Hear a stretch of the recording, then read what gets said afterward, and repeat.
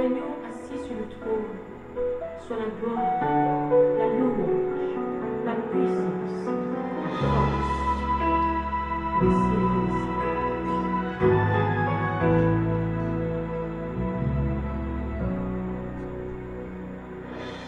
À l'agneau sur le trône, soit la louange à jamais, soit la puissance et la gloire, soit la force, la majesté. Fils de Dieu, Fils de l'homme, tu deviens l'agneau parfait. Souffrant pour moi, tu m'as montré ta grâce et tu règnes en majesté. Nous t'adorons, agneau de Dieu, parole vivante, nous élevons ton nom et t'honorons, ancien des jours, nous te louons. Oh, agneau sur le trône. Chers frères et sœurs en Christ, chers enfants de Dieu, bonjour, je nous salue dans le beau et précieux nom puissant de Jésus-Christ de Nazareth. Bienvenue à notre rendez-vous hebdomadaire, réveil d'esprit, avec le serviteur du Très-Haut, le prophète de chaque témoin, à William Chi, sur Siloé TV. Alléluia. Alors, toi qui me suis actuellement, avant de pouvoir commencer la prière et que nous nous partageons rapidement le message que l'Esprit de Dieu nous a réservé, je m'en vais rapidement t'inviter à pouvoir me suivre chaque fois, chaque dimanche matin, ou à tout moment tu veux me suivre sur YouTube Siloé TV Bénin, YouTube Siloé TV Bénin, ou sur mon compte Facebook Meshach Amiandi, ou sur le compte de notre ministère Bassin de Siloé. Alléluia. Et à tout moment où tu me suis, partage la vidéo pour pouvoir inviter quelqu'un qui peut suivre aussi en direct ce que nous sommes en train de faire au nom de Jésus-Christ. Amen. Alors nous allons prier rapidement. Seigneur Dieu de gloire, nous te rendons grâce, Créateur du ciel et de la terre. Merci pour ton amour, merci pour tout ce que tu as fait pour nous, Papa. Que ton nom soit célébré, loué, adoré au nom puissant de Jésus-Christ de Nazareth. Amen. Alors sans plus tarder, dans l'ensemble, moi et toi, nous allons lire quelque chose dans le livre de Josué, Josué chapitre 6, verset 7 à 10. Josué chapitre 6, verset 7 à 10. Nous lisons au nom puissant de Jésus-Christ de Nazareth. Amen. Il dit au peuple, marchez, faites le tour de la ville et que les hommes armés passent devant l'arche de l'Éternel. Lorsque Josué eut parlé au peuple, les 7 sacrificateurs qui portaient devant l'Éternel, les 7 trompettes retentissantes se mirent en marche et sonnaient des trompettes. L'arche de l'alliance de l'Éternel allait derrière eux. Les hommes armés marchaient devant les sacrificateurs qui sonnaient des trompettes et l'arrière-garde suivait l'arche. Pendant la marche, on sonnait des trompettes. Alléluia. Josué avait donné cet ordre au peuple. Vous ne crierez point, vous ne ferez point entendre votre voix, et il ne sortira pas un mot de votre bouche jusqu'au jour où je vous dirai, poussez des cris. Alors vous pousserez des cris. L'arche de l'Éternel fit le tour de la ville. Elle fit une fois le tour. Puis on rentra dans le camp et l'on y passa la nuit. Josué avait donné cet ordre au peuple. Vous ne crierez point, vous ne ferez point entendre votre voix, et il ne sortira pas un mot de votre bouche, jusqu'au jour où je vous dirai poussez des cris. Alors vous pousserez des cris. Amen. Alors, frères et sœurs en Christ, nous sommes en train de parler aujourd'hui de l'alliance avec Dieu. Alléluia. Et si nous parlons de l'alliance avec Dieu, là, la Bible nous ramène rapidement dans l'histoire de Moïse, de Josué, de Jéricho vers Haï. Alléluia. Où la Bible déclare que Moïse a été choisi par Dieu pour pouvoir conduire le peuple d'Israël sur la terre promise, mais en prenant de possession sur Jéricho vers Haï. Alléluia. Et la Bible déclare que là, Moïse ne vit plus devant le troupeau israélite. Pourquoi? Parce que Moïse, Dieu lui avait dit de frapper le rocher une fois, quand Moïse a frappé le rocher 2 fois. Dieu l'a éliminé devant le peuple. Et là, maintenant, c'est Josué qui a pris maintenant de pouvoir et diriger, guider les enfants d'Israël. Alors, sur ce, Josué a donné d'ordre. Josué a donné d'ordre. Josué a donné d'ordre. Il a dit, vous allez. Il a dit, partez. Nous allons lire dans l'ensemble. L'ordre que Josué a donné, le verset 8 au 9, le verset 8 au 9, nous voyons là que Josué a donné une ordre. Lisons ensemble, s'il vous plaît. Le verset 8. Lorsque Josué eut parlé au peuple, les 7 sacrificateurs qui portaient devant l'Éternel, les 7 trompettes retentissant se mirent en marche et sonnaient des trompettes. L'arche de l'Éternel, l'arche de l'alliance de l'Éternel allait derrière eux. Le 9, Josué a dit quoi? Josué a dit rapidement, le 9. Les hommes armés marchaient devant les sacrificateurs qui sonnaient des trompettes et l'arrière-garde suivait l'arche. Pendant la marche, on sonnait des trompettes, oui, le 10 maintenant, et Josué a dit que vous devez sonner bien que des trompettes, mais vous-même ne criez pas. Ne disez pas un seul mot. Qu'on n'entend pas rien de votre voix. Il dit, Josué avait donné cet ordre au peuple. Vous ne crierez point, vous ne ferez point d'entendre votre voix, et il ne sortira pas un mot de votre bouche jusqu'au jour où je vous dirai pousser des cris. Alors vous poussez des cris. Là, c'est là qu'on appelle l'alliance. L'alliance, quand Josué est allé devant Dieu, ce que Dieu a mis dans la bouche de Josué, comme l'oracle de Dieu, c'est ça que Josué a communiqué avec le peuple d'Israël. Quand on parle d'alliance, on parle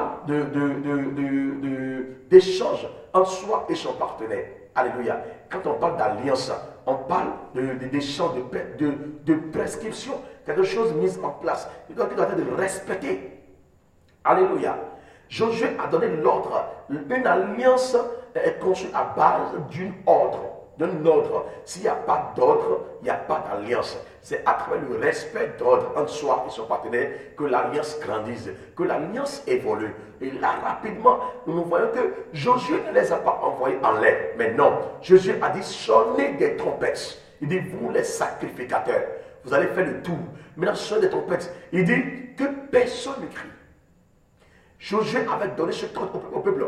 Vous ne crierez point. Il dit, vous ne crierez point.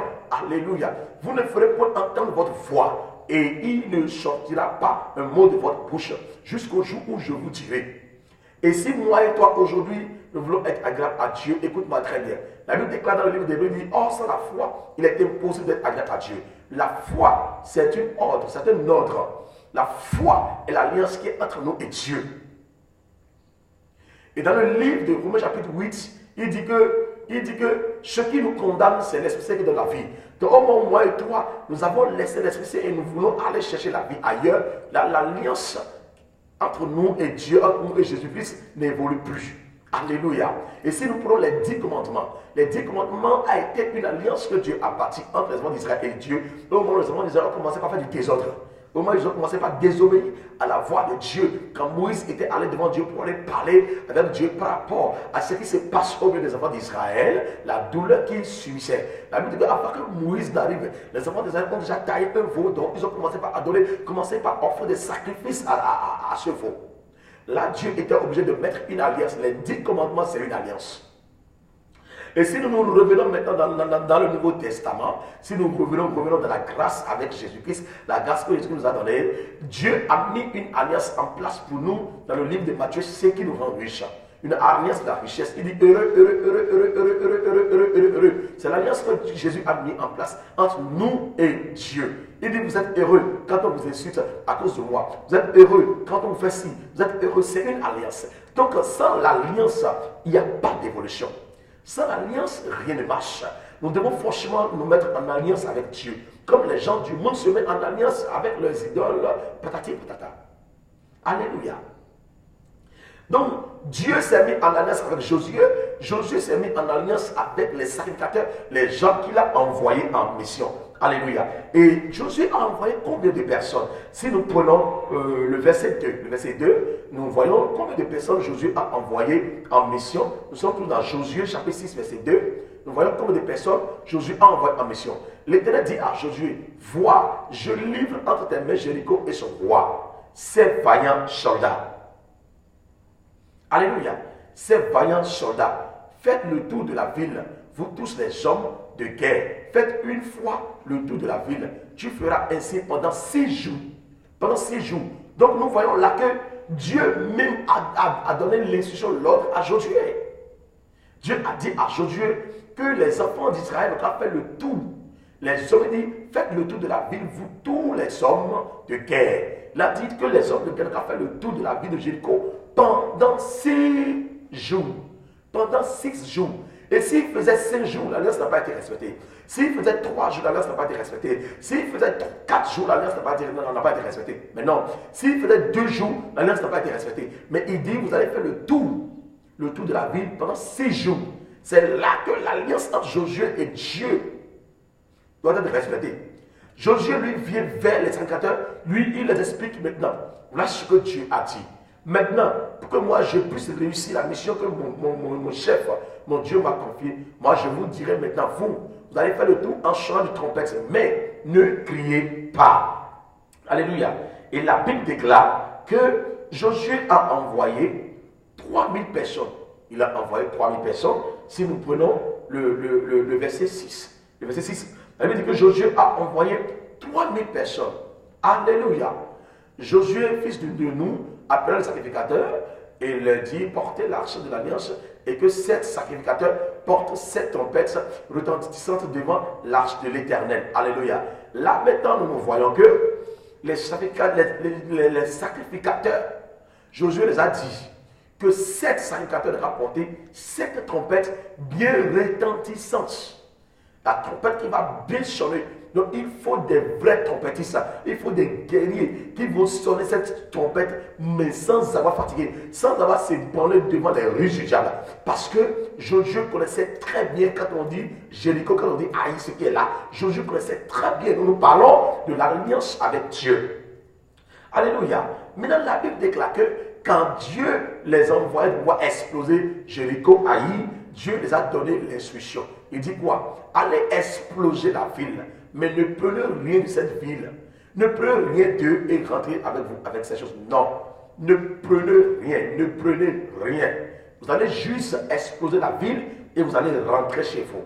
C'est ce que Dieu a dit ça. Il savait très bien ce que lui veut faire avec les biens, vivre avec le matériel de cette ville-là. Ce n'est pas tellement de se précipiter et aller faire ce que Dieu ne nous a pas recommandé de faire. Ce qui se passe aujourd'hui. Alléluia. La Bible déclare que quand ils sont partis pour aller faire ce que Dieu les a demandé de faire, mais arrivés là-bas, ils ont fait le tour. Les 7 sacrificateurs sont partis avec les 7 trompettes qui sont très bien. Ils ont porté l'arche de l'alliance de l'Éternel. Et ils faisaient le tour des murs de Jéricho avec l'arche de l'alliance. La Bible dit que Dieu a exaucé les prières, Dieu a exaucé les actes prophétiques. Les murs de Jéricho ont été renversés. Et quand les murs de Jéricho ont été renversés, mais qu'est-ce qui s'est passé? De leur retour, la Bible déclare qu'ils se sont tombés dans les mains de leurs ennemis. Mais comment une ordre que Dieu a donnée, l'ennemi s'est retrouvé dedans? Comment Dieu, même de sa volonté, il va nous envoyer devant nos ennemis? Dieu ne fait pas ça jamais. Dieu ne trahit jamais. Si nous allons aller fouiller, nous voyons que là, maintenant, il y a quelque chose qui s'est passé. Quelqu'un où il y a une ordre qui n'a pas été obéie. Si l'ordre entre vous et Dieu n'a pas été obéi, l'alliance n'évolue plus. L'alliance casse. L'alliance est gâtée. Ce qui se passe, mon frère, ma soeur, c'est une question du respect de l'alliance qui est entre toi et Dieu, qui est entre nous et Dieu. Nous devons garder cette alliance comme notre Seigneur Jésus-Christ l'a gardée. Et il nous a toujours enseigné. Il nous a toujours enseigné à dire, veillez et priez. C'est une alliance qui a avec le nom. La Bible dit, il a pris son corps et son sang. Il a dit, faites ceci à tout le monde, vous êtes réunis en mon nom. Ceci c'est pour une nouvelle alliance. Donc vous devez forcément vous mettre en alliance avec Dieu d'abord, avant de pouvoir vivre, avant de pouvoir opérer dans le surnaturel, avant que vos prières ne soient exaucées, avant que vos dossiers ne soient acceptés, avant que Dieu puisse se manifester, pour que Dieu puisse se rappeler de toutes nos doléances. Nous devons obéir, respecter, aller revoir encore l'alliance qui est bâtie entre nous et Dieu. Alléluia. L'alliance, c'est que nous sommes partis devant Dieu. Nous lui avons demandé quelque chose. Mais lui, il nous a dit, voilà, je vais vous donner ce que vous m'avez donné, mais vous-même allez me faire telle chose. Comme il a bâti avec Noé. Il a dit, construis-moi une arche large d'alliance. Alléluia. Dieu a fait même alliance avec notre grand-père Abraham. Il dit que tous enfants nés de ta maison soient circoncis. C'est une alliance que Dieu a faite. Et l'alliance que Dieu a fait avec moi et toi, c'est surtout aussi dans les 10 commandements. Jésus a dit, je ne suis pas venu pour abolir la loi, mais non, au contraire, pour les confirmer, pour leur donner de la vie, parce que la loi a été tuée, la loi n'a plus sa valeur. Pourquoi? Parce que l'être humain n'a pas l'esprit de Dieu en lui, qui peut lui donner la crainte de Dieu, pour qu'il puisse respecter et obéir aux lois. Alléluia. Donc, en bref, la Bible dit que de retour, quand ils ont exposé le Jéricho de retour, il y a 36 hommes qui ont été tués par les gens d'Aï. Les gens d'Aï ont tué 36 Israélites. Mais comment ces 36 Israélites ont été tués? Comment est-ce que un défi, une guerre, que Dieu même a pris le devant, l'ennemi va encore trouver dedans et tuer les gens dedans, ce qui ne doit pas être fait? Ah, il y a quelque chose là qui ne va pas. Alléluia. Il y a quelque chose là qui ne va pas. La Bible dit là que Josué est allé devant Dieu. Josué devant Dieu, Josué a parlé avec Dieu. Josué devant Dieu, il a parlé avec Dieu. La Bible dit que Josué est tombé de sa face par terre. Ses flancs par terre. Il était mouillé par le sang, il ne comprenait rien. Alléluia. Il ne comprenait rien. Josué se posait la question, mais qu'est-ce qui ne va pas? Qu'est-ce qui n'allait pas? Mais qu'est-ce que j'ai fait? Josué a commencé par poser la question à Dieu. Josué a commencé par poser la question à Dieu. C'est de là que Dieu lui a dit. Il a dit, Josué, les enfants d'Israël ont péché. Les enfants d'Israël ont péché. Ils ont fait ce que j'ai refusé de ne pas faire. Mais Seigneur Jésus, comment pourrais-je comprendre, comment pourrais-je connaître ce qui a fait cela? Il a dit, appelle tous les enfants de Dieu d'Israël devant moi, demain très tôt le matin. Et dites-leur que c'est le temps de consécration. Ils n'ont qu'à se consacrer eux tous, que je puisse vous parler. Josué a dit d'accord. Josué a grommelé. Notre Seigneur Dieu nous appelle demain matin très tôt à la consécration. Quand on dit la consécration, c'est le jeûne et la prière qui commence. On ne mange rien, on doit aller devant Dieu pour que l'Esprit Saint parle. Ils sont allés devant Dieu, l'Esprit de Dieu a commencé par parler. Il a dit, il y a quelqu'un là qui a fait ce que je vous avais refusé de ne pas faire.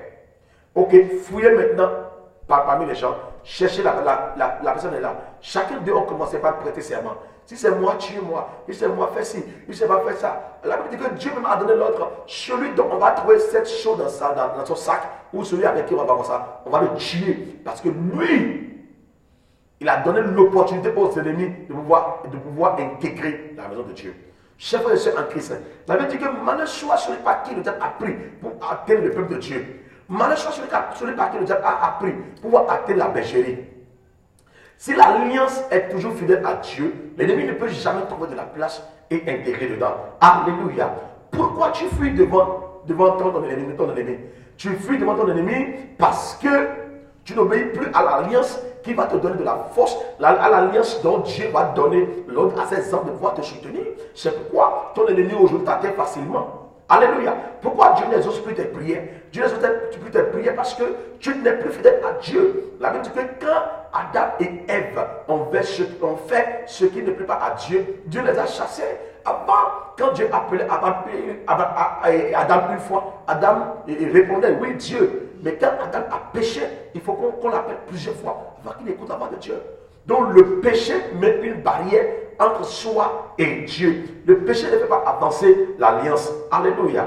Pourquoi tu ne sens plus la manifestation de l'Esprit Saint en toi? Tu ne sens plus la manifestation de l'Esprit Saint en toi parce que l'alliance n'est plus fidèle en toi et Dieu, son esprit ne peut jamais travailler en toi. Il y a autre chose qui a incarné l'âme. Pourquoi tu n'as plus le zèle? La Bible déclare dans le livre d'Éphésiens, chapitre 6, verset 14, il dit quoi? Ayez comme de chaussures le zèle de pouvoir annoncer l'évangile. Alléluia. Si la chaussure n'est plus là, si le zèle n'est plus là, si l'Esprit Saint qui donne du zèle pour annoncer l'évangile n'est plus là, tu ne peux plus faire l'œuvre de Dieu avec le zèle que tu faisais avant. Parce que l'Esprit Saint qui donne la vie n'est plus là. Alléluia. L'alliance est gâtée. Amen. Et quand l'alliance est gâtée, nous parlons de la désobéissance. Alors, pourquoi tu ne pries plus? Tu ne pries plus parce que tu ne crois plus en Dieu. Tu ne pries plus parce que la foi n'est plus là. Tu ne pries plus parce que tu as commencé par faire autre chose. Ce n'est pas forcément que tu te donnes au prie, mais non.